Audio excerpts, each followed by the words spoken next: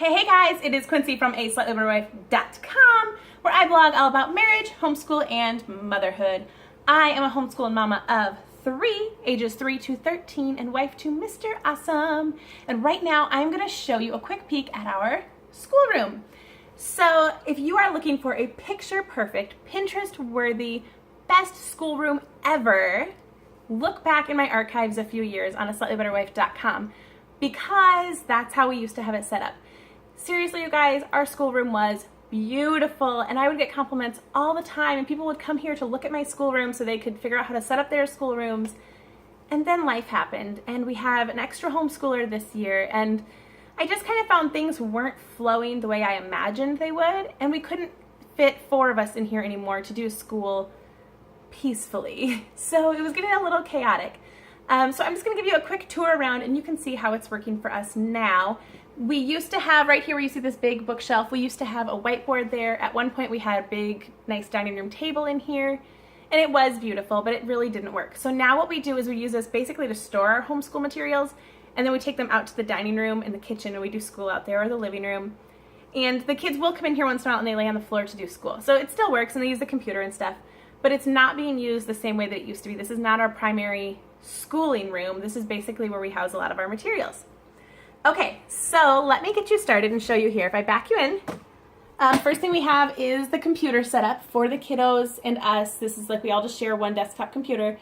I have folders for each kiddo on the computer so they can pop it open and find their links to either their math or just like PBS Kids or those kind of like websites they like to go to. Back over here, we have a bookshelf, and I can do a video later where I explain what each cube is and how I've organized that. Baskets up above, we've got Brain Quest, Little House on the Prairie, fun stuff right where we can see it and reach it. This bookshelf used to be in the basement, right outside the kids' bedrooms actually, and it looked great, and I actually had like alphabetized and color-coded, everything was wonderful, and the kids never ever touched it and used it, and it was so sad, you guys. So we moved it upstairs. It looks a little more chaotic in here, having extra shelves stacked together, but it works because they're reading the books, and that was the whole point.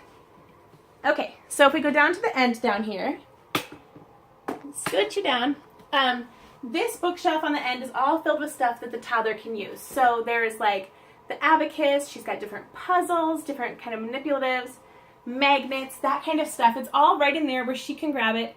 Sometimes we'll grab stuff and do them with her. The big kids have what we call like sibling time, where they will sit and play with her, and they grab stuff from this shelf for that. Okay, on this side, the opposite wall, we have our all about spelling extra boxes, extra things up here. The Sharpies are kept up high out of reach of the toddler. And then these we use like work boxes. So we used to have work box drawers, like those black plastic drawers, or sometimes they're colored, from Shopko that you pull out the drawers and put stuff in. But as the kiddos got older, their books got heavier and they broke. So now we're using these drawer inserts from IKEA. So the old IKEA shelf is called the Expedit. The new one is the Calyx. We have both. They're just the same. They work great. So one cube of the bookshelf can actually house 2 drawers. And then we can just keep their books in here where they can get at them easily. And I labeled them, actually Target Dollar Spot. I just got some little pouches. But in the past, I just wrote on note cards, or I've done it on the computer and laminated them, stuck them on the drawers. So this year I'm hoping these will last a little longer because you can pull them out and relabel them, which is perfect. We keep manuals up top, extra things we might need throughout the year. Our closet here, I will just give you a quick peek at the closet. This is so unorganized. It used to be perfect. We have not done our schoolroom overhaul yet for this year. So let me show you quick what we're doing here. We've got this over-the-door shoe organizer. Is perfect for markers, pens, pencils, hole punch, that kind of stuff. Extra note cards to be stored in there. We have a lot of games, extra whiteboards, manipulatives, that kind of stuff. Right in there, the laminator. So it's all right here. It's easy to find. I don't have to run to the basement anymore. It's close and handy.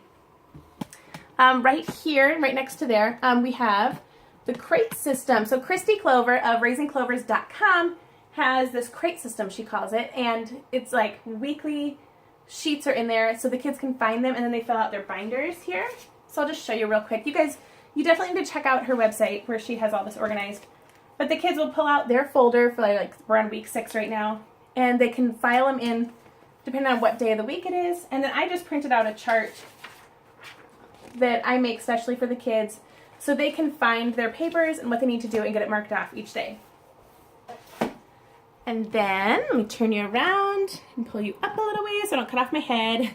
So right here we've got, this basket is like how to draw books. And I like to keep that in a basket where the kids can grab it and take it out to the table and do drawing.